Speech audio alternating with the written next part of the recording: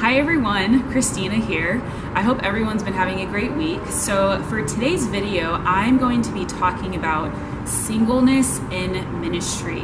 I don't know about you, but I feel like a lot of the focus of the singles in the church is to somehow find a spouse and to be married and to have kids. And while those are all beautiful things, those should not be our focus in our singleness, specifically in ministry.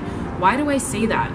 Well, because that was a focus for a long time when I was in ministry as a single person. The truth is, when you are single, you have years of time and space and emotional energy to serve the Lord, to literally make a list of the things that you are passionate about, that you want to live out. Like if you want to go on a missions trip over summer to Africa, you have the freedom to raise money and go on a missions trip to Africa.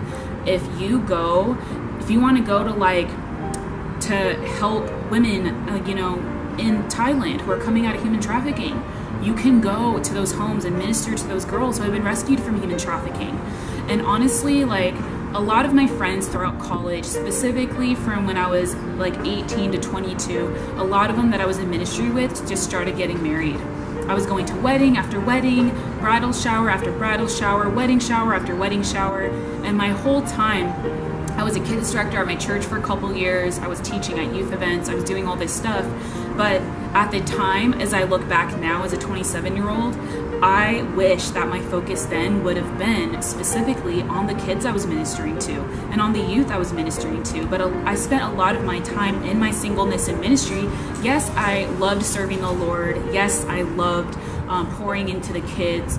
But I grew so bitter with God, and I felt like I was like, Lord, maybe if I just serve enough, maybe if I just, do enough lessons for these kids, maybe if I just speak at enough events, I could show you that I'm ready to be married. And my focus was always on some boy I had a crush on. Even in ministry, to be honest with a lot of you, I used ministry as a way to kind of prove my worth to guys that I liked, to prove that I was godly enough, to prove that I was good enough, to prove that I was beautiful enough. Because I saw my other friends in ministry who were getting married, and I grew better with the Lord. I said, how come that person's getting married but not me?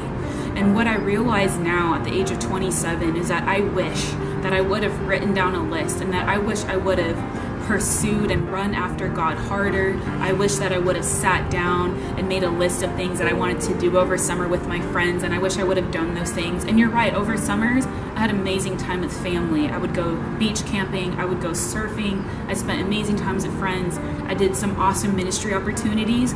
But what I was weighed down by was the fact that there was always some guy I was trying to please.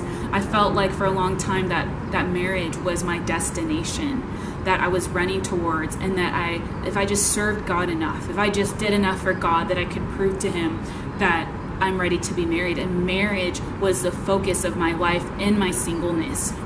And so if a lot of you today are single, and if you're serving the Lord and in ministry, I just want to encourage you with 3 things. Let God be your focus and let him be your destination. If you are running towards marriage, and if marriage is your destination, and if you are trying to check off ministry off a list so you can prove to God that you're ready to be married, then we need to reprioritize our life.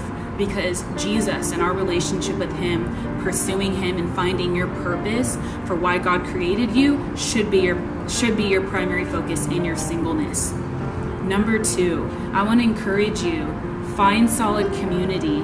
Find people who are chasing after Jesus and who aren't just sitting around moping about their singleness. Because the truth is, in your singleness, you should discover what your passions are, what God has called you to do.